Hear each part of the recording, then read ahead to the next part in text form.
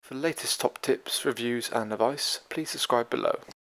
Hello and welcome to Attwoolls Outdoors with me, Mike. Today I'm giving you guys a bit of review on what probably was the most popular tent for the 2019 season. So this, for the 2020 season, is the Vango Anantara TC 650. So, a few sort of housekeepings. It's still the same sort of tent as it was in 2019, just the fact that there's quite a few updates, really. So they've sort of made maybe what was the best selling tent maybe slightly better. So slight colour change, a bit more darker.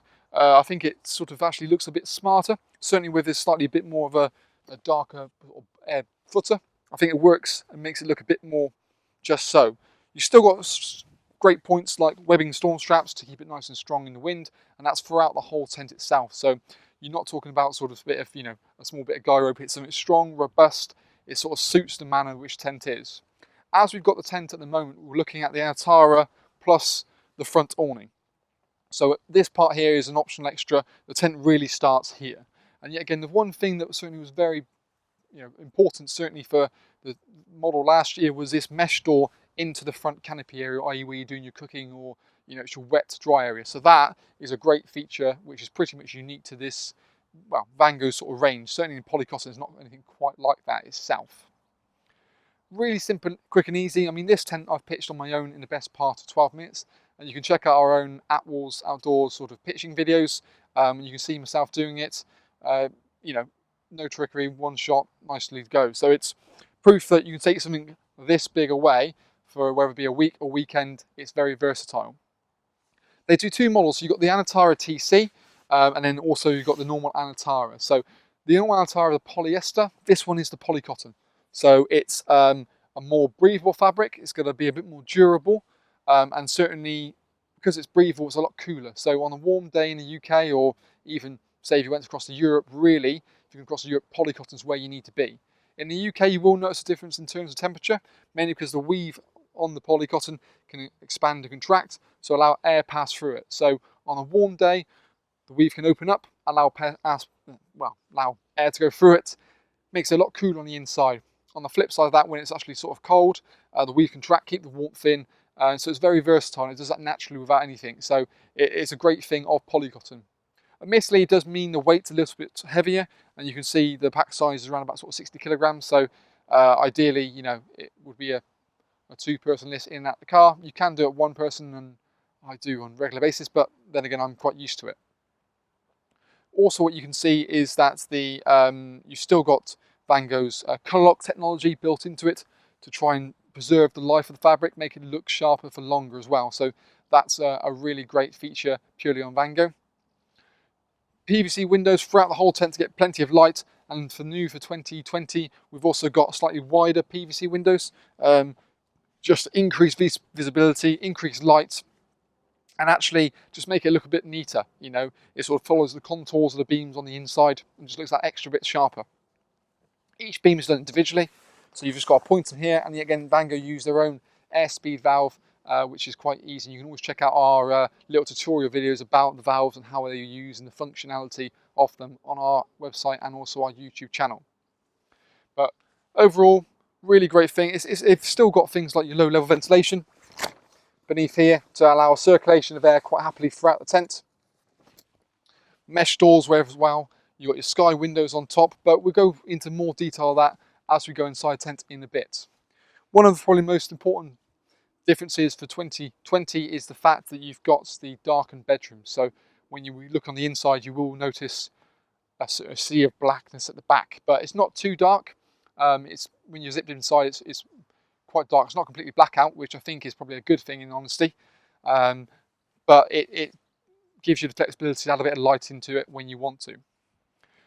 The front awning, you can't really see the front door situation properly, but it's got a very unique front door where you've got about 16 different positions on it, so you've got real flexibility in the use of it. So you can either have it sort of half open, fully open, a quarter open, and you can see we've done an individual video for that about all the different functionalities you can have on that front door. But overall, I think it's an improvement in terms of the looks, and we'll go through more features on the inside in a second about how the Anantara has certainly changed for the 2020 season. So let's see what's got to offer.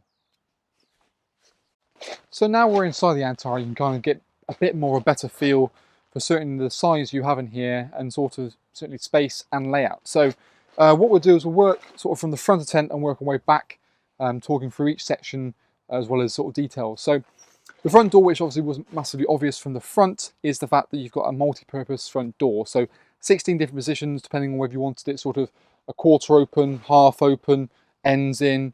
There's loads of different opportunities to use with how you want to. So that flexibility does make a bit of a difference. You've also got the unique selling point as the mesh door inside the canopy area. So if you want to have it completely enclosed, and you've got lovely sort of PVC windows, so you get great views out. So even as sort of the weather turns, you can walk in and out through your rain safe door on that side. The ground sheet we've got down in situation is included in the actual tent itself, and it kind of overlays over the top of like the sort of mud skirt to make it feel a bit more like a sewn-in ground sheet, but the versatility of having it to remove it when you want to as well. You've also got sort of reinforcing little points in here, so when you have the doors in different positions, it's not relying on tension of the actual zip itself. Going forward for 2019, there's an update on the front door where they've just basically relocated a zip here or there, just yet again to make it a bit more durable. There were, I think, people sometimes being a little bit heavy-handed with the last year's model, but that certainly they've kind of beefed up again, just to sort of rectify and make it a bit more rugged, if you will. Moving on into sort of the divisional door, as per the 2019 model, can be zipped all the way back or completely enclosed. And you've got a really nice mesh part in here, which certainly helps to create a really great airflow throughout the tent. And that's one of the key things. Not only is polycotton going to make it cooler inside here for you, but it's the sheer amount of mesh you have. So not only mesh doors, one in the canopy area, two in the living area, but mesh ventilation beneath the windows. Help give a circulation of air, make it feel a bit more nicer in here, and yet again also help fight condensation, which is a real bugbearer, more importantly, in these tents with sewn-in ground sheets. You've also got the option of the curtain, which is situated over here. So all the curtains on the model are zip up like you see there, but have the versatility that you can actually have them sort of down halfway if you wanted to, just to give you a bit of privacy, but then also a bit of vision out, especially when you go to the side, when you've got your little sky windows here, you can zip them up about so yay big, have light coming in, but also the privacy against the rest of your neighbours. All of them have little pockets, so it just rolls down into a little pocket down here, and there's a little toggle just to retain it, to stop it going from anywhere or flapping out, if you will. The front door works really, this middle door works really well, the fact that you can actually unzip it all the way back and make it seem as one big open area. The zip along the ground parts is from here. Zips, it detaches from the side panel itself, which then means that can lay flat, the carpet can go on top. This whole panel here will roll back, and you've got toggle points here to quite happily retain it and keep it at bay, but it just opens up to one big, lovely big space. So with the front awning, as we saw from the outside, you can have your sort of cooking area into your sort of extra large living area. That divisional door can also come in handy when if you want to buy the extra bedroom to make it an 8-berth. So there's additional bedroom you can buy. It's about 55, 60 quid. Goes in here and accommodates 8 people. It's not something you would probably put in all the time. It's something if you've got guests, or if there are 8 of you and want a really nice, polycotton tent, it ticks that box. But certainly for the daytime, remove it, chuck the rest of the bedding at the back out of the way, and utilise that area, because that is a quarter of your living space. So it's no point in having bedding it the whole time, unless you're really not, push your space as such. One thing is probably more crucial, makes this tent feel so big, is the villa construction. So having beams more vertically upright at the sides give you a higher arc, so it's a taller point up here. As you can see, I'm about 6'2", and I can just about touch that. But it also means in the corners, not so much in terms of interior height as such, but more importantly with furniture. It means you can put furniture closer to the edge, so you haven't got to allow for the slope by having it in so much, which means you've got more usable area.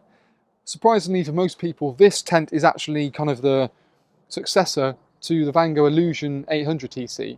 It's the same width, but it feels a hell of a lot bigger, purely just down to that villa construction beam.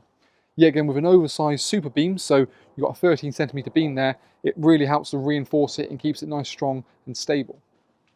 With Vango, you've got their own sort of unique features, which you will only find with their products. So simple things like SkyTrack.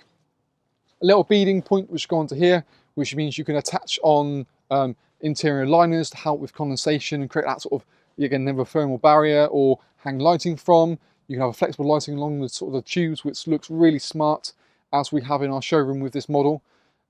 You've got, SkyTrack, TBS, so it's a tension band system, something that's designed to clip in and out as you need it to, on all sort of the middle beams on these sort of tents. And it just gives a bit more support if you require it. Something they've used in their high-end backpacking tents, and it just happens the case if the wind's sort of blowing in from this point here anchors it and keeps the structure of the tent and keeps it more stable.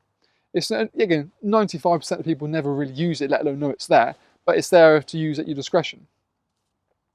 A few updates for the 2019 season. First and foremost is the, obviously, bedroom darkness. You can see they've gone really nice and dark with their midnight bedrooms now, which means when you're zipped into it, you should get a better night's sleep, wake up not as early as well. So zipping that up like so, it's noticeably darker in here. But if it's not going to be too dark, so it's not completely blackout. But for kids, what you can also do is open the mesh up, allows a bit of light in, but still keeps the main part of it dark. Or if need be, bring the mesh sort of halfway to allow a little bit of light in, but not completely, make it pitch black. If I can find the zip. There it is. And they all sort of roll and toggle back, as you can see here. So this is a 650, so it's really a true 6-berth with the ability to put an extra bedroom in the living area. It's chopped and changed a little bit, so for the 2020 season, what you've got is 6 at the back, but slightly different configurations. So last year it was 140, 140, 140, and there's a zip divider between that, so you're going to open it all up or chop and change it so it can be a 4-berth and a 2-berth.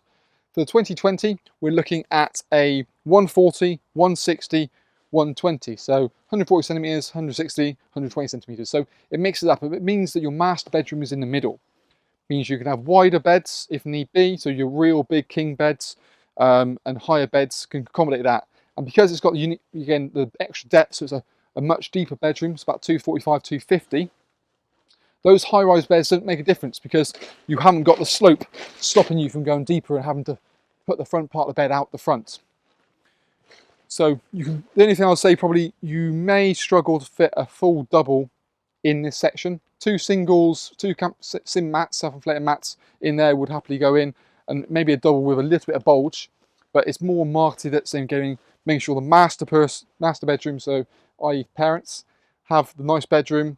Then you've got 2 bedrooms adjacent to do what you want to do with it. But you've still got the flexibility with the zip dividers, so you can have it in, like I said, a one big configuration or no dividers at all. So it's still very much in your hands. The 2 mesh doors on the side obviously allow plenty of ventilation as well. You've got covers as well from the outside of those to keep it all nice and closed. Other things that you can see are things like cable entry points. So beneath on this side over here, you can have the mains hookup cable more than happily in here, so you haven't got to worry about electrics, so you're not leaving the door open every single time. So you've got one on the left, one on the right behind the bedroom, and then there's one in sort of the canopy area as well. Again, so you've got 3 points to come in, so it doesn't matter which side the pitch is, your electric's coming from, you can accommodate it. A little cable entry point in the roof point, so that allows you to use, like I said, the sunbeam flex lights in the roof, droop a cable through into the next bit if you wanted to run the next part. Generally, there are small details you don't really see. Things like storage pockets. Storage pockets built into the front just to help keep things neat and tidy. And again, storage pockets built into the bedroom, so you can put your torches in there, so you're not scrambling around at midnight trying to find out where it is, especially with the darker bedrooms, because you're not going to have much luck finding anything there. So having strategic places for it make it a lot easier. In the SkyTrack, you have the option of adding organisers to go down to declutter the main part of the tent, or alternatively, you've got SkyTrack running through sort of either end. So you can, if you wanted to have dividers here and there. The bag is also one of the unique selling points, is that it's a slightly different bag to a conventional. It's also a solid base, roller wheelie bag, 2 reinforced handles. Again, so if you're picking it and taking it from A to B or lifting it into the boot of the car, you can actually manage it. But the bag drops down. So the side of it, as you can see here, drops down. On here you've got sort of maximum pitching, so that's about as wide as you want the tent to be. So it's a great indicator, so you can work it out, roll it to that sort of width. As you can see from our own pitching and packing videos, you can see myself put this model up in about 12 minutes on my own, and then obviously packing it down as well. So you can roll it to the point here, compress it before it gets in the bag. So you've got 2 points of compression to make sure it fits in. One necessarily while it's out of the bag itself.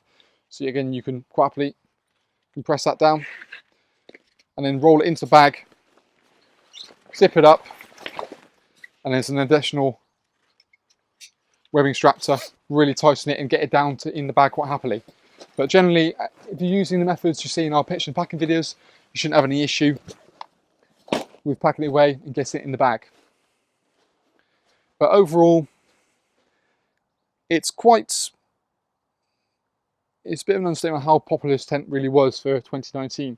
And going into 2020, I can only see it probably getting more popular, especially with the more awareness of its unique features with the doors and everything like that. So it's certainly one to have a look at.